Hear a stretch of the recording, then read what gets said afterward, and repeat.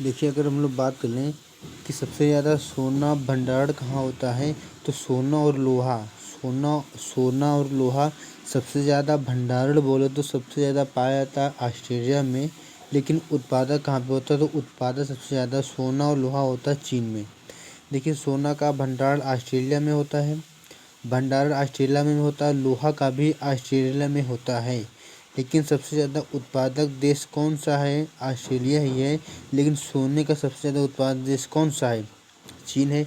बात कर ले अभ्रक का, तो अभ्रक सबसे ज़्यादा पाया जाता है भारत में, लेकिन उत्पादक कौन करता है, चीन। मतलब मीन्स चीन उत्पादन में सबसे आगे है अभ्रक के। सीमेंट में भी चीन आगे है, कोयला में भी चीन आगे है।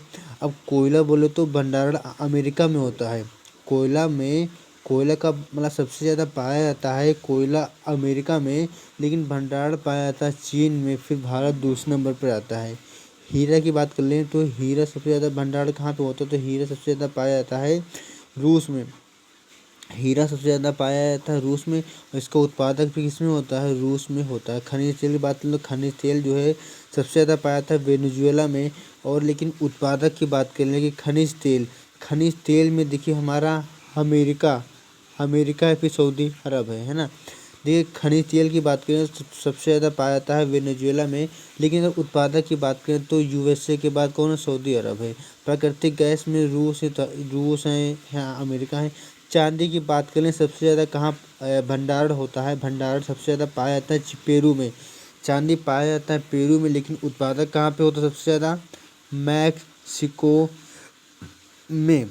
अब बात करें थोड़ा सा आलोच्य पदार्थ, जिसपे कि मतलब किसी के मांग पर वृद्धि पे फर्क नहीं पड़ता, जैसे पेट्रोलियम हो गया, नमक हो गया। दाम चाहे जितना ज़्यादा हो जाए, लेकिन उससे फर्क नहीं पड़ेगा।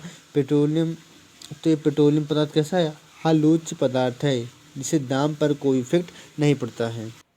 अब बात कर ले कि परंपरागत स्रोत। देखिए, परंपरागत स्रोत को कहो या इसका दूसरा नाम क्या है, अनवीकरण, जैसे इसका उल्टा होता है। आप परंपरागत स्रोत कहो या अनवीकरण कहो, इसी तरह आप गैर परंपरागत कहो या नवीकरणीय स्रोत कहो। तो देखिए, परंपरागत स्रोत या नवीकरण को जैसे इसका प्रयोग होता है, परंपरागत से बोले तो जो हम लोग परंपरा से यूज करते हुए आ रहे हैं, बोले तो कोयला पेट्रोल हम पहले से यूज करते हुए आ रहे हैं, बोले तो परंपरा से, बोले तो पहले से यूज करते आ रहे हैं, उन्हें क्या कहेंगे, उन्हें कहेंगे परंपरागत स्रोत। जैसे कि कोयला पेट्रोल जीवाश्म ईंधन, इन्हें ये देखिए प्रदूषण कारक, परंपरागत स्रोत जो है ये प्रदूषण कारक होते हैं और इन्हें दोबारा प्राप्त नहीं कर सकते। लेकिन जो गैर परंपरागत स्रोत होते हैं, बोलो तो गैर परंपरागत स्रोत या नव्यकरणीय मीन्स जो नए नए, या बोलो तो जिनका अब यूज चालू हुआ है, जैसे पवन ऊर्जा, ज्वारीय ऊर्जा, सौर ऊर्जा, है ना। तो ये सब क्या है, अब यूज हो रहे हैं, इसीलिए उनको कहते हैं नव्यकरणीय ऊर्जा, है ना। और जो अब यूज हो रहे हैं, बोलो तो गैर परंपरागत मनुष्य जो अब और जो नव्यकरणीय हैं, इनसे कोई प्रदूषण नहीं होता है, ये स्वच्छ स्रोत होते हैं। लेकिन जो परंपरागत स्रोत होते हैं, इनसे हमारा क्या होता था, प्रदूषण कारक थे। भारत के लद्दाख में यूरेनियम पाया जाता है। तो वही वही यहाँ पे लिखा है, देखिए परंपरागत स्रोत क्या होते हैं, जो परंपरा से प्रयोग करते हुए आ रहे हैं।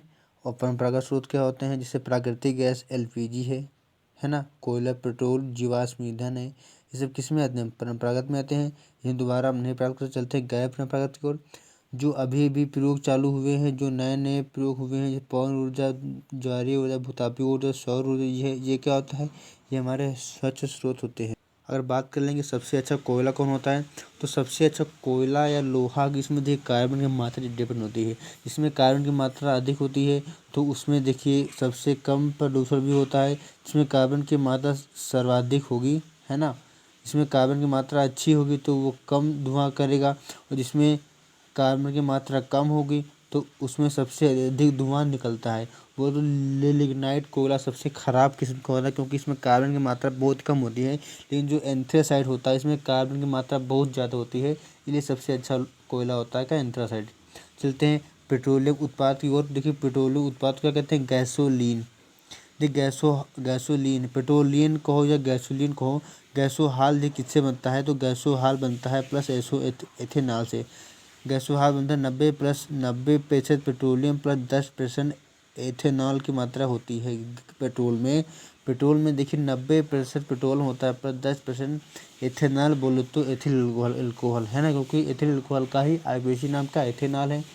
पेट्रोलियम को देखिए प्रभाजी आसवन के द्वारा हम पेट्रोलियम कहाँ से प्राप्त, पेट्रोलियम देखिए क्रूड ऑयल की सहायता से पेट्रोलियम को प्राप्त होता है। और पेट्रोलियम के लिए हम प्रभाजी आसवन विधि का प्रयोग करेंगे। देखिए वल्कनीकरण क्या होता है, तो वल्कनीकरण हम रबड़ का करते हैं। रबड़ भी टायर के पे, तो रबड़ में जो टायर होते हैं में सल्फर की मात्रा पे डिपेंड करता है वल्कनीकरण, है ना। तो रबड़ में जब सल्फर मिलाते हैं तो वल्कनीकरण होता है। रबड़ के उत्पादन के लिए औद्योगिक स्तर पर वल्कनीकरण का प्रयोग करते हैं। रबड़ का एक निश्चित सल्फर मिला दिया जाता है, इसे वल्कनाइजेशन कहते हैं। अब बात करें कि पेट्रोलियम उत्पाद क्रूड ऑयल के प्रभाजी आसवन को तो प्राप्त करते हैं। पेट्रोलियम उत्पाद के अंतर्गत पेट्रोल, डीजल, एलपीजी, केरोसिन तेल, चारकोल आदि प्रमुख हैं। पेट्रोलियम को हो या गैसोलीन को हो, बात एक ही है।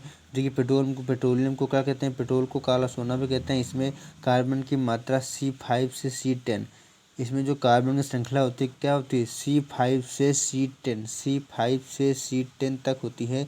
देखिए पेट्रोलियम की गुणवत्ता की मतलब ऑक्टेन संख्या से मापी जाती है। ऑक्टेन संख्या जो है 90 से 50%। ऑक्टेन संख्या जो होती है यह जो है पेट्रोलियम की गुणवत्ता से मापी जाती है। अगर पेट्रोलियम की गुणवत्ता अगर अच्छी होगी तो उसमें ऑक्टेन संख्या जो है 90 से 95% तक होती है। देखिए गैसोलीन 90% तथा एथेनॉल 10% को मिलाकर गैसोहॉल तैयार किया जाता है।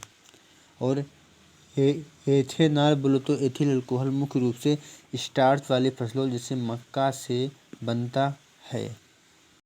देखिए अनुच्छेद 220 में कहा हुआ है कि जिस व्यक्ति ने हाई कोर्ट में स्थायी न्यायाधीश में कार्य किया हुआ व्यक्ति हाई कोर्ट या सुप्रीम कोर्ट को छोड़कर किसी अन्य न्यायालय में वकालत नहीं कर सकता है। देखिए वेतन में भत्ते, तो हाई कोर्ट का जो वेतन भत्ते तो अनुच्छेद 221 के अंतर्गत हाई कोर्ट के न्यायाधीश के वेतन भत्ते राज्य की संचय निधि पर आधारित होते हैं, है ना, राज्य की संचय निधि पर होते हैं। और राज्य की संचय निधि जो है अनुच्छेद 202 के क्लॉज 3 में होता है। और जबकि भारत की संचय निधि में से भारत संचय निधि किसमें 266 के क्लॉज 1 में होता है। देखिए भारत संचय निधि के द्वारा किसको पैसा दिया जाता है बोले तो केंद्र भाग 5 बोले तो जैसे राष्ट्रपति हो गया, है ना, कैग हो गया, महान्यायवादी हो गया, मंत्रिपरिषद हो गया, जो मतलब देश में काम देश के जो भाग 5 के अंतर्गत आते हैं वो भारतीय संचय निधि के द्वारा ही इनको वेतन दिया जाता है। लेकिन राज्य की संचय निधि बोले तो हाई कोर्ट को वेतन भत्ते राज्य की संचय निधि से दिए जाते हैं। अनुच्छेद 203 के क्लॉज 3 में होता है। अगर हम लोग बात कर लें कि विधायिका के अधीन कौन धन विधेयक होता है, विधायिका से बोले तो देखिए विधायिका से बोले तो तात्पर्य विधायिका का मतलब होता है संसद, और विधायिका का हो या कानून को बात एक ही है। और चाहे कानून को हो चाहे संसद को, क्योंकि कानून ही संसद बनाती है ना। विधायिका के अधीन धन विधेयक होता है। लोक लेखा और आकस्मिकता किसी कार्यपालिका के अधीन होता है। अपने राज्य के हाई कोर्ट के मुख्य न्यायाधीश के वेतन कितना होता है 2,50,000 होता है, जबकि अन्य न्यायाधीश के वेतन कितना होता है 2,25,000 होता है। और ये आपको ध्यान रखना होगा कि हाई कोर्ट के न्यायाधीशों की पेंशन जो है सैलरी देखिए राज्य की संचय निधि से मिलती है, लेकिन जो पेंशन होती है वो भारतीय संचय निधि पर आधारित होती है। राष्ट्रपति कहता है कि सारी हमने तुमको नियुक्त किया है तो तुमको पेंशन भी हम तुमको ही देंगे। और उनकी पेंशन अंतिम माह के वेतन का 50% प्रतिमाह होता है। हाई कोर्ट के न्यायाधीशों का स्थानांतरण राष्ट्रपति सुप्रीम कोर्ट के मुख्य न्यायाधीश की सलाह से करेगा। अगर बात करें कि कार्यकारी मुख्य न्यायाधीश या कार्यवाहक, बात एक ही है, मतलब किसी की अनुपस्थिति में जब कोई कार्य करता है तो उसे कार्यवाहक कहेंगे। देखिए जो कार्यवाहक जो होता है, कार्यकारी मुख्य न्यायाधीश की नियुक्ति राष्ट्रपति हाई कोर्ट के किसी भी न्यायाधीश को नियुक्त करता है। देखिए अनुच्छेद 225 में हाई कोर्ट का क्षेत्राधिकार निर्धारित किया जाता है कि इससे संबंधित उच्च न्यायालय का क्षेत्राधिकार उस राज्य की समस्त सीमाओं तक होता है। बोले तो प्रारंभिक क्षेत्राधिकार मीन्स 225 के अनुसार जैसे विवाह, तलाक, मौलिक अधिकारों के क्रियान्वयन के लिए आवश्यक निर्देश रिट जारी करता है। अनुच्छेद 227 में प्रशासकीय अधिकार, जो प्रशासकीय क्षेत्राधिकार 227 के अंतर्गत हाईकोर्ट अपने अधिकारिता वाले राज्य क्षेत्र में न्यायालयों पर जांच अधिकरण करने की शक्ति रखता है। जैसे अपीली क्षेत्राधिकार PIL फौजदारी के मामले बोले तो क्रिमिनल केस है ना, हाई कोर्ट देखिए मृत्युदंड के अपील को सुनता है लेकिन मृत्युदंड नहीं दे सकता है। दीवानी मामले बोले तो जमीन बेमाना आदि सिविल केस बोले तो दीवानी मामले में क्या जमीन जायदाद से ऐसे केस लाए जाते हैं। जो 50,000 या उससे अधिक संपत्ति के होते हैं, हाई कोर्ट अपना निर्णय देता है। देखिए बात करें कि कथन से बोले तो स्टेटमेंट, कथन से पहले हुए की कही गई बात को क्या कहते हैं, पूर्वानुमान। और कथन के बाद की गई, कथन कहने के बाद जो काम करते हैं वो क्या होता है, कार्यवाही। और कार्यवाही देखिए हमेशा किसी भी चीज़ में सुधार के लिए करते हैं। कार्यवाही का मतलब होता है किसी उद्देश्य किसी भी चीज़ में सुधार के लिए करते हैं, है ना। कथन में जो समस्या कही होगी इसका ही समाधान करने के लिए, सुधार करने के लिए जो करते हैं वही क्या होती, कार्यवाही होती है। घटना से बड़ी कार्यवाही नहीं होती है, घटना से छोटी कार्यवाही नहीं होगी। अगर समस्या होगा कहीं पे देखिए किसी क्वेश्चन में या किसी कथन में अगर समस्या के बारे में बात कही जा रही है, जैसे कि लिखा है शहर में पानी की आपूर्ति करने वाले सभी झीलों के जल स्तर में उल्लेखनीय गिरावट आई, तो ये क्या समस्या है तो इसका हल हम ढूंढेंगे है ना।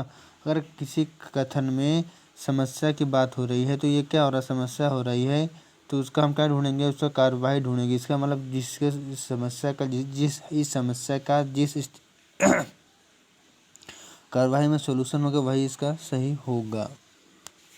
जैसे कि आप समझ गए हैं कि कथन में जो समस्या लिखी होगी तो उसका जो हल करेंगे, जो उसका समाधान होगा वही क्या होगी, कार्यवाही होगी, है ना। जो कथन होगी उसका जो समाधान होगा, ये कार्यवाही का क्या मतलब है, कार्यवाही जो सुधार। तो कथन लिखा रहता है ये समस्या है तो इसका जो सुधार होगा, जो इसके लिए मतलब सही होगा, जिससे जब हमारे पानी की आपूर्ति सही हो तो हमारा वही आंसर कार्यवाही कहलाएगा।